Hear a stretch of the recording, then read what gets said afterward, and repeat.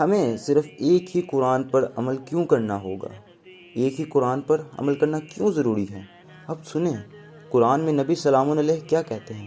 اتبعوا ما انزل علیکم من ربکم، لوگو اتباع کرو جو تمہارے رب کی طرف سے نازل کیا گیا ہے۔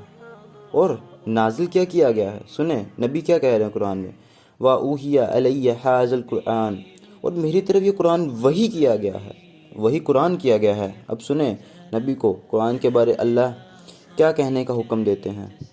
اور یقیناً یہی میرا سیدھا راستہ ہے، بس اسی کی اتباع کرو اور دوسرے راستوں کی اتباع نہ کرو، وہ تم کو اس کی راہ سے الگ کر دیں گے۔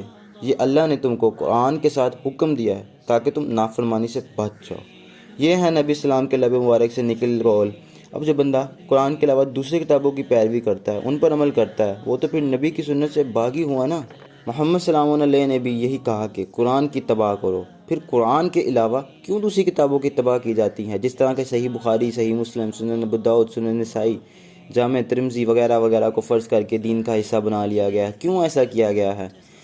کہ ابھی بھی صرف قرآن پر عمل نہیں کرو گے، جبکہ قرآن ہی احسن حدیث ہے، احسن تفسیر بھی ہے، باطل پر لگنے والی چوٹ بھی قرآن ہے، حق اور باطل میں فرق کرنے والی کتاب بھی ہے، اور فرض بھی قرآن ہے، نور بھی قرآن ہے، سب سے بڑھ کر ہمیں جواب دہی بھی قرآن کی ہے۔